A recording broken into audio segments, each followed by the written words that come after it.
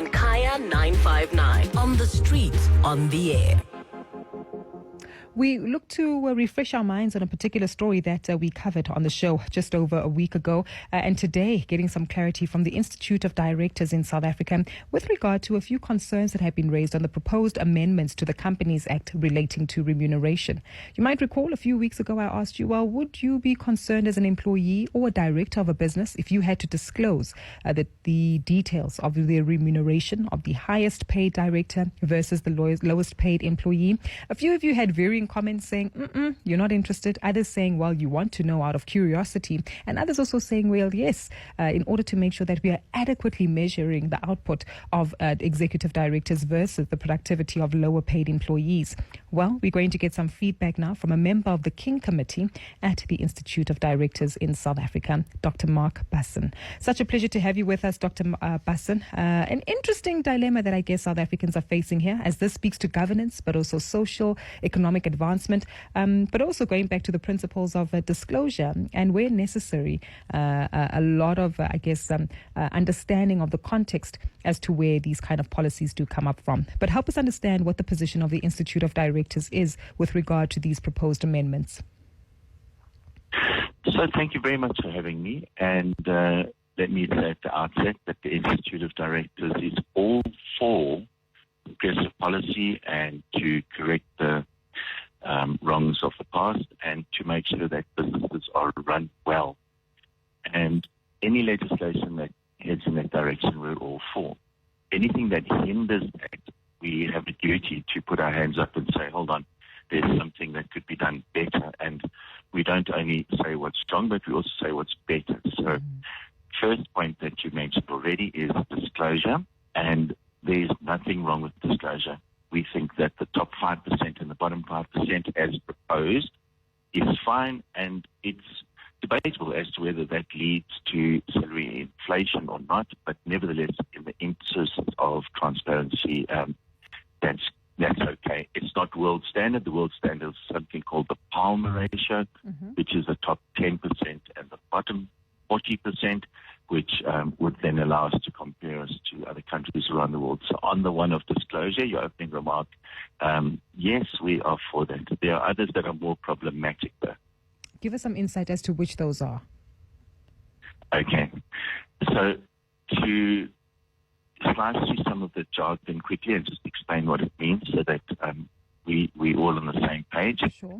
Currently, there is a non-binding vote, something called the remuneration policy, and something called the implementation report. In plain language, non-binding means you can still go ahead and implement, but it asks of you to go and talk to the institutional investors and the shareholders and discuss with them how you can do it better.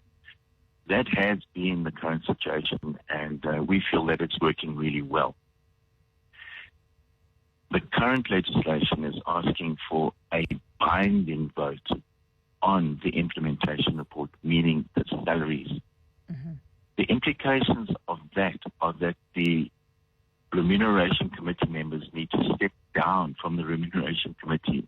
They don't step down from the board, but they step down from the Remuneration Committee. That has several implications. Number one, we would be the only country in the whole world that has a binding report on the implementation report. That means we are very, very, very bad place to invest. No one would want to come and invest here, and we're chasing investors away. We all know we need that investment desperately. Number two is that very, very seasoned remuneration practitioners and experts would probably not want to sit on those committees because it's very easy to get a no vote. I, for example, have got a no vote at an annual general meeting just because I had two factors in a long-term incentive and the shareholders wanted 4 factors and 2 didn't go into 4. So it was very problematic because they wanted 4 different ones. So I think that's going to be an impediment. If the whole Remuneration Committee steps down, very often Remuneration Committee members sit on other subcommittees. Very often the chair of the board sits on the Remuneration Committee. That means the chair of the board steps aside. So there are 2 really big problems with it. A lot more, but let me stop there as the main highlights. Got you. And I find this intriguing because I guess then many might question, okay, well, what are we prioritizing as South Africans?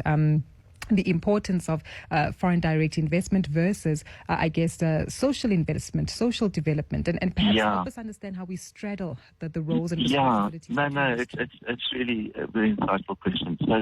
So what are we trying to solve for? Isn't that the starting point? Yeah. We're trying to solve for inequality.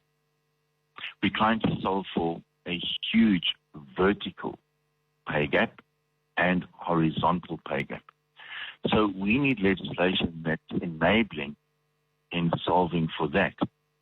Will the Remuneration Committee stepping down and you not being able to implement pay solve for that? The answer is no, because the folk that take over from the Remuneration Committee, let me call it the B team.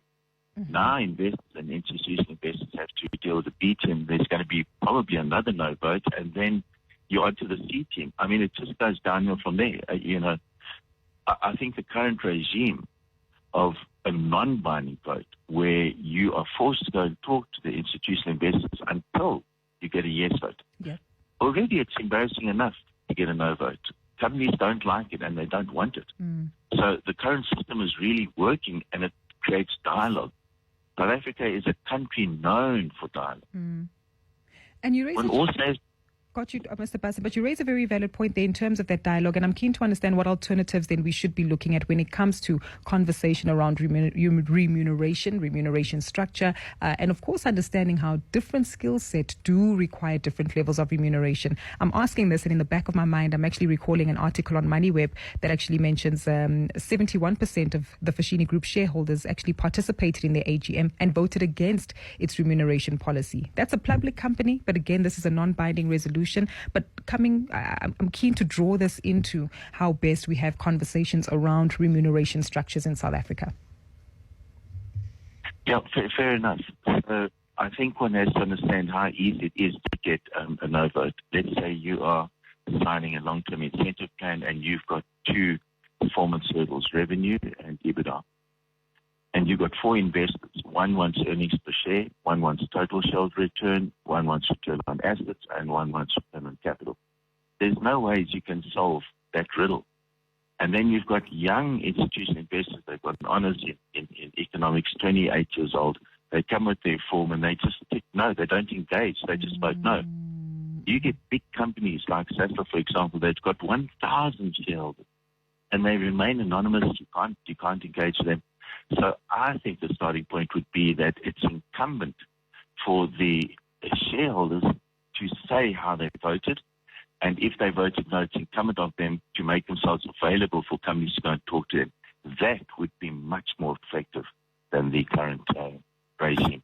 So availability for the conversation, I think, is where it starts. Yeah, definitely. Dr. Bussin, thank you so much for your time this evening, sir. There's so much to learn around these particular structures, policies, and of course, the pressure as well that sits on directors and board members. Thank you. Thank you so much, sir. That's Dr. Mark Bussin, member of the King Committee and the Institute of Directors of Southern Africa Remuneration Committee Forum. We certainly need to have a broader conversation on this one to really unpack how it works, the intricacies, and of course, how best to encourage a dialogue to take place to ensure that governance and full transparency is something that's still maintained, as Dr. Bussin remarked about. It's 3 minutes after 7 o'clock. You're listening to KayaFM. Kaya Talk.